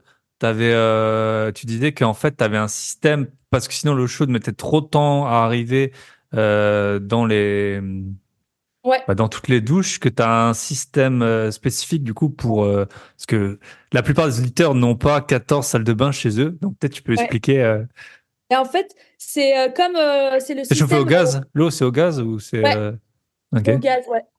Le système, c'est un circuit de bouclage. C'est comme pour les hôtels, parce que la chaudière, les ballons de stockage d'eau chaude sont, pour certaines chambres, c'est vraiment à l'opposé de la maison. Donc, si on ouvre le robinet d'eau chaude et qu'on attend que ça vienne du sous-sol, ça peut prendre 2 minutes. Donc, en fait, le circuit de bouclage, ça permet de faire tourner de l'eau chaude constamment sur certaines créneaux horaires. Donc, on va dire le matin ben, avant les gens sont censés se réveiller pour aller au travail et prendre une douche, et le soir à la débauche. Donc, en fait, de 7 heures à 10 heures, je laisse tourner, et le soir, je pense que c'est de 17 heures à 21 heures, je pense. Et du coup, pendant ce temps-là, il y a de l'eau chaude qui tourne dans ce circuit. Ça veut dire que au lieu de puiser l'eau chaude depuis le sous-sol, depuis la chaudière, ben, ça puise sur ce circuit, donc qui est peut-être à 2 mètres, donc ça arrive presque instantanément, plutôt que Ok, d'attendre. très intéressant. Et ça, je pense que c'est hyper dur à chiffrer, mais c'est un coût en termes d'énergie, de perte d'eau, quelque chose ou... Bon, après, C'est c'est un dur à circuit fermé, chiffrer. je suppose. C'est un circuit fermé, donc c'est-à-dire que c'est un petit moteur qui fait tourner cette eau pendant ces créneaux.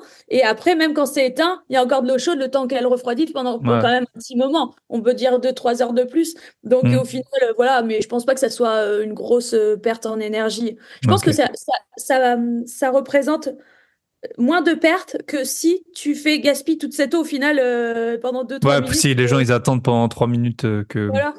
Ok. Et il y a une autre spécificité que tu as, je sais plus si tu avais parlé d'autre chose, mais par rapport, voilà, à ce nombre de lots, bon, tu as 4 frigos, je suppose, Ouais. Par exemple, ce qui était chiant, c'est que j'ai pas pu mettre des plaques à induction ou vitrocéramique parce que, ben, au niveau de la puissance électrique, il fallait que je fasse attention. Donc, j'ai pris beaucoup, tout l'électroménager, j'ai pris tu vois, la le notation A+, A. là, ou les trucs comme ça, ouais. Voilà, à plus, donc ça coûte plus cher à l'achat, ça c'est clair. J'ai dû mettre du gaz, voilà, pour la cuisine parce que ça prend vite 3000 ou 4000 kWh, donc je pouvais pas. Sinon, il fallait que je passe en monophase, donc changer de compteur et faire, enfin, c'est vachement plus compliqué pour les prises, etc. Enfin, voilà. Donc j'ai dû temporiser tout ça, et Hmm. j'avais pas forcément le choix après pour la cuisine. Je trouve pas ça génial, hein, le gaz pour la cuisine, donc mais bon, c'est comme ça. Ok. Faut faire des choix. Et est-ce que tu as déjà dû gérer des conflits inter-colocataires ou des... Entre eux, je Ouais, sais pas tout ce qui se passe entre eux. Ils font ce qu'ils veulent. Ça me mais toi, revient pas. t'as pas eu à gérer ça. Je pense que c'est le gros avantage que tu as d'avoir des jeunes actifs. Moi, là, j'ai 2 jeunes locataires. Ils m'écrivent tous les mois qu'ils m'ont envoyé le loyer, quoi. C'est un truc de malade. Ça m'est jamais arrivé sur, je sais pas, j'ai touché des centaines et des centaines, même surtout mon moment des milliers de loyers. Ouais. Mais là, tous les mois, bah, là, on est quoi, le 6. Là, les deux, ils m'ont déjà écrit. En plus, c'est marrant, genre, virement à Proprio. Genre, c'était écrit comme ça. C'est comme ça que, que je m'appelle dans leur web banking. Et donc, ouais. Donc, Ouais, ouais, il y quand en tu a as deux des jeunes actifs, je pense qu'ils sont plus autonomes que si tu prends des jeunes de 18 ans, quoi. Ouais, il y en a deux qui me font ça. Ils m'envoient. J'ai bien envoyé le loyer. Après, après moi, la relation avec eux c'est vraiment bien dégradée parce que je pense qu'en fait, je sais pas, il y a une certaine jalousie. Mais en tout cas, dès que, en fait, ils comprennent pas certaines choses. Par exemple, à l'état des lieux de sortie, quand je vais prendre un dédommagement pour un trou dans le mur. Ils vont se dire, par exemple, une fois, il y avait un petit trou, j'ai pris un dédommagement de 40 euros, et on m'a dit, non, mais c'est n'importe quoi.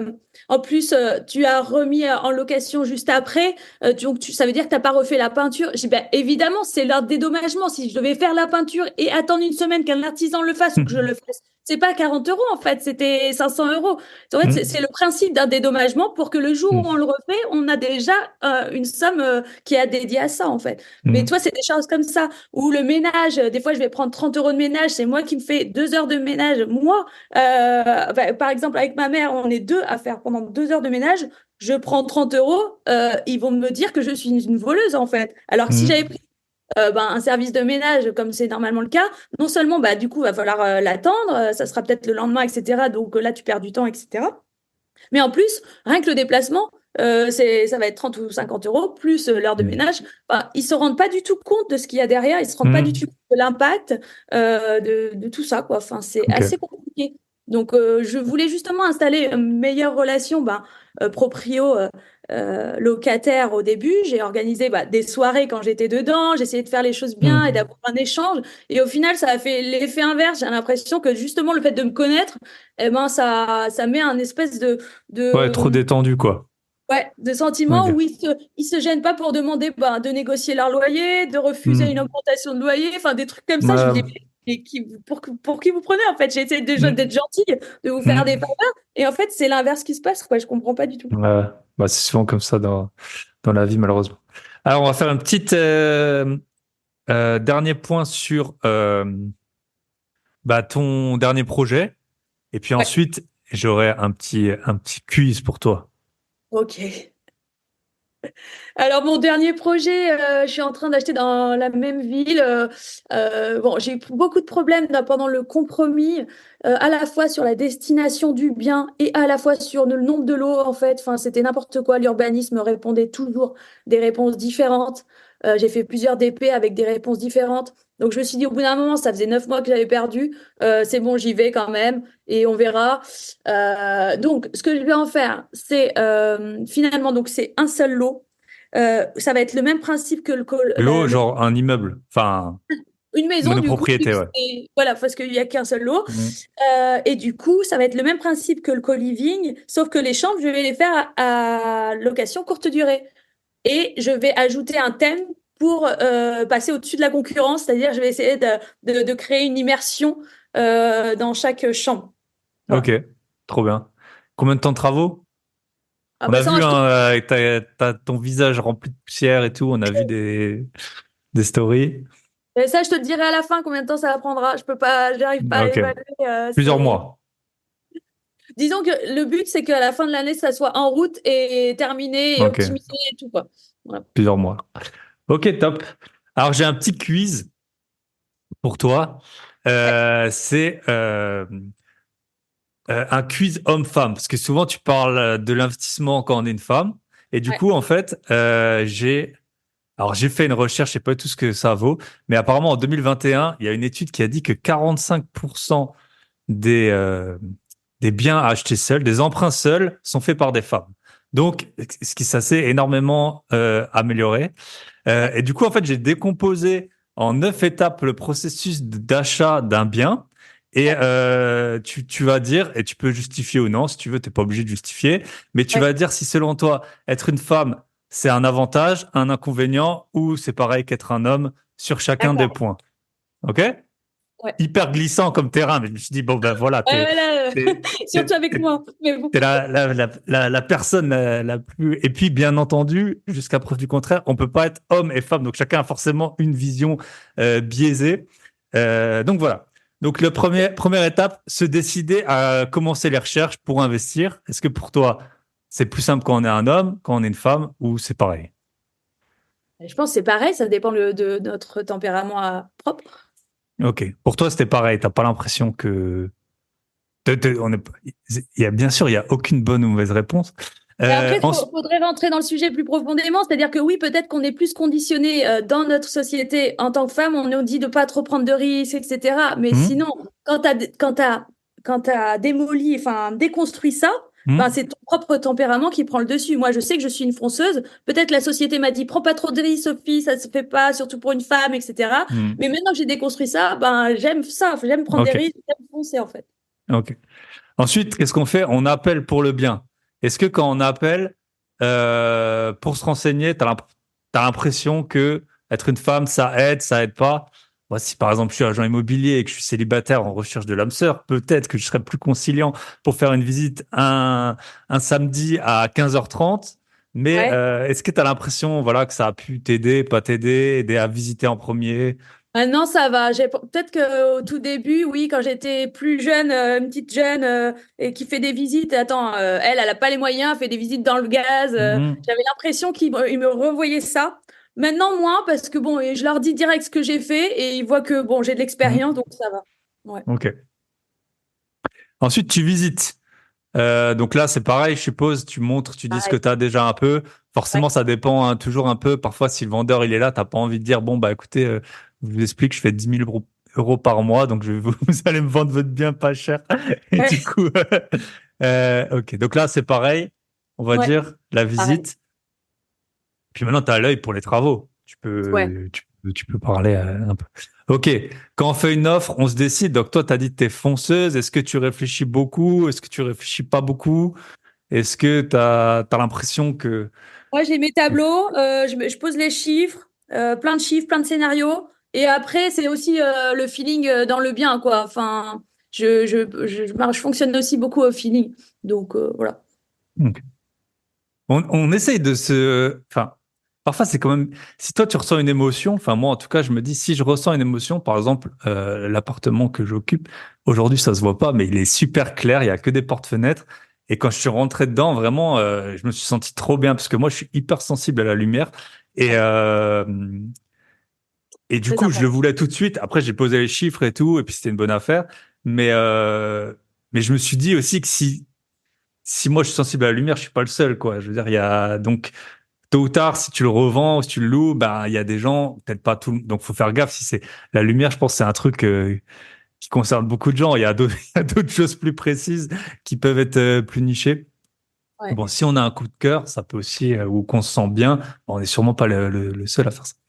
Ok, Ouais. ensuite tu vas, donc tu as fait l'offre, contre-offre, tout ça. Bon, en général, il y a souvent un agent entre, donc le fait que tu sois homme, femme, je pense pas que ça va changer Ouais. grand-chose.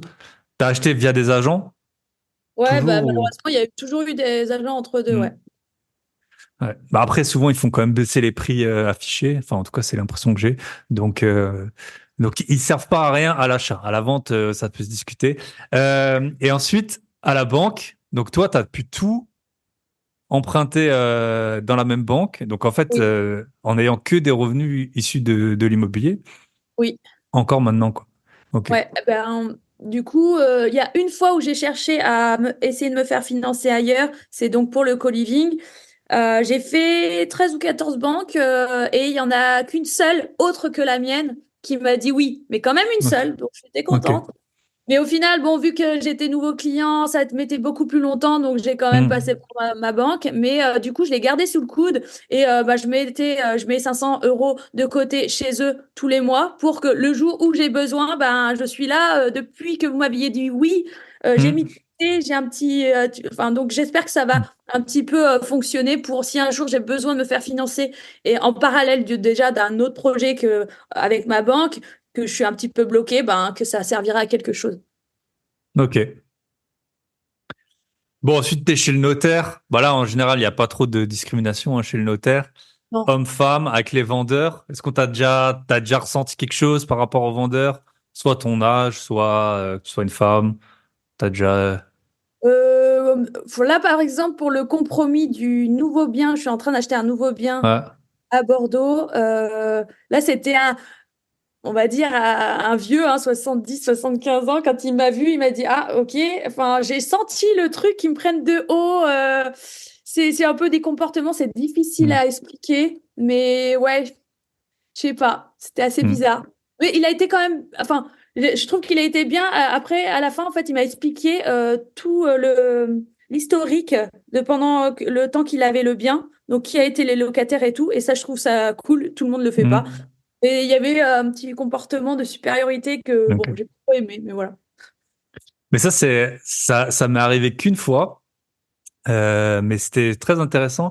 En fait, j'étais venu en train pour acheter un bien et du coup, j'avais pas de voiture et c'était quand même un peu loin de chez le notaire. Et donc, je vais toujours voir les biens ben, juste avant d'acheter. Et en fait, du coup, c'est le vendeur qui m'a emmené chez le notaire. Il m'a raconté un peu toute sa vie. C'était super intéressant. Il avait arrêté de bosser à 39 ans. Maintenant, il avait bien 70 ans. Il avait habité à Saint-Barth et tout. Puis il m'avait raconté, il avait fait pas mal de grosses boulettes qui avait fait que c'était sa RP de 45 mètres carrés là. Mais franchement, j'ai appris beaucoup sur ces 10-15 minutes de bah à la fois sur le bien et puis sur l'entrepreneuriat et puis où il en était et tout. Donc Ouais. Passer un peu de temps avec les vendeurs, c'est pas toujours bête. Ensuite, avec les artisans. Bon, là, c'est sûr qu'il y a une différence. Je sais pas si elle est positive ou négative, mais c'est sûr qu'il y a Ah, une différence. complètement. Euh, Qu'est-ce que t'en Complètement. Là, penses? c'est compliqué. Là, vraiment, ils me prennent tous de haut.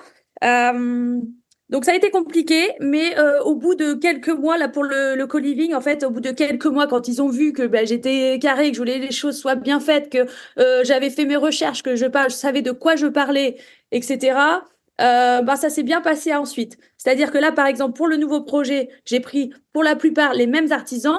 Mais j'avais fait d'autres devis avec d'autres personnes. J'ai fait à peu près Hmm. pour chaque corps de métier 3 devis. Et à chaque fois, les nouveaux, mais c'est incroyable, quoi. Vraiment, ils me prennent de haut, ils m'ont fait des devis délirants. Ils m'ont dit non, ça vous rendez pas compte, c'est beaucoup trop compliqué, machin. Hmm. Par exemple, et le pire, c'est les femmes au final. Là, j'avais fait faire un devis par une femme, une maçonne, pour boucher une trémie. Et elle m'a dit non, mais ça, vous rendez pas compte, c'est trop dur et tout. Finalement, avec ma mère, on a dit on va le faire. On l'a fait en 3 jours. Et voilà, enfin, c'est pas trop dur. Si une maçonne ne sait pas boucher une trémie, mais enfin, qui le fait, quoi, en fait, qui peut Ok. le faire? Et en fait, ils Ouais. m'ont tout pris de haut et limite à vouloir me dire, ah oui, vous savez pas de quoi vous parlez, il faut faire ci, il faut Hmm. faire ça. Mais en fait, mais c'est pas mon premier projet. Mais vraiment, ils m'ont mal parlé et j'ai dit, bon, bah, c'est bon, je prends les mêmes artisans qu'avant. Eux, ils me Hmm. respectent, ils ont compris que ben, je savais de quoi je parle et ce Hmm. que je veux faire. Mais du coup, si c'est compliqué, il faut faire ses preuves, quoi. Hmm. Mais ça, je pense, un biais peut-être que les femmes peuvent avoir, c'est penser que c'est parce qu'on est une femme que les artisans te parlent mal ou te prennent pour un con, ou les mécaniciens quand tu vas au garage.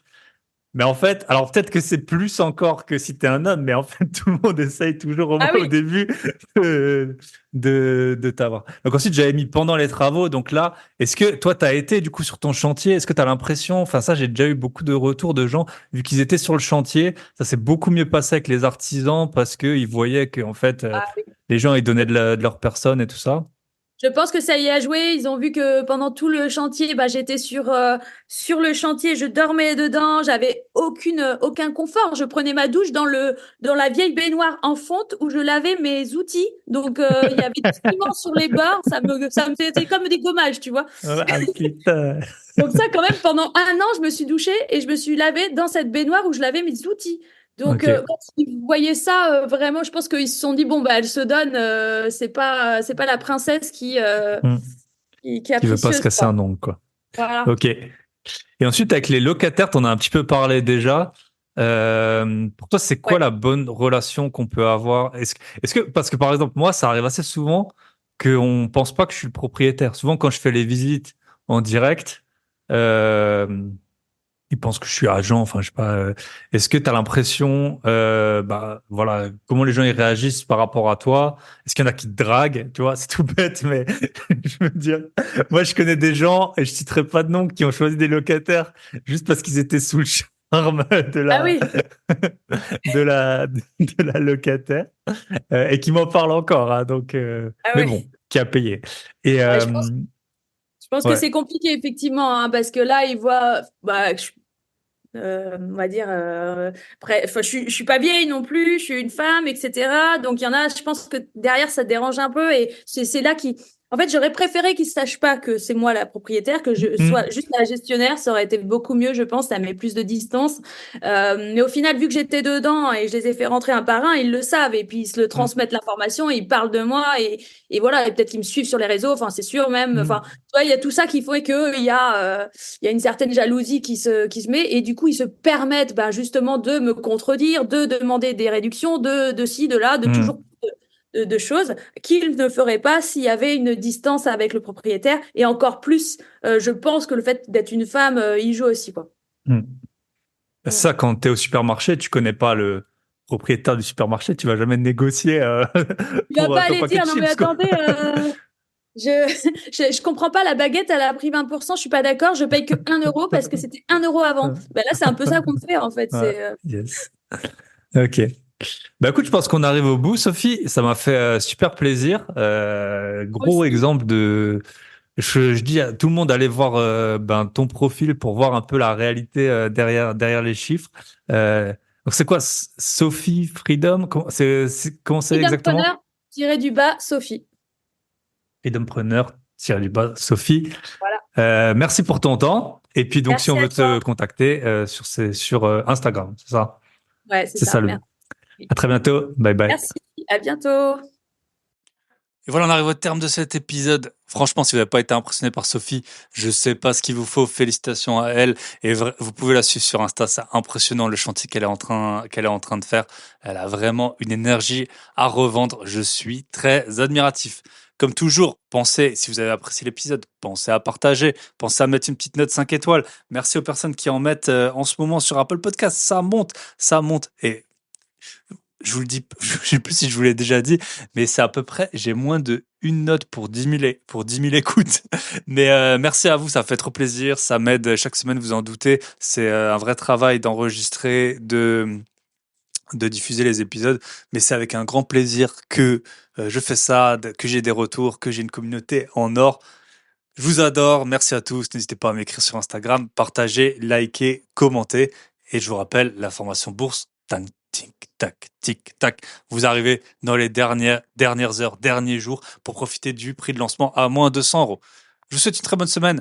Prenez soin de vous, prenez soin de vos proches, mais surtout, prenez soin de vos gros billets. Et la semaine prochaine, on part direction les États-Unis par les expatriations et locations courte durée au soleil in the Sunshine State. Je vous souhaite une très bonne écoute, une très bonne semaine et à très bientôt. Bye bye.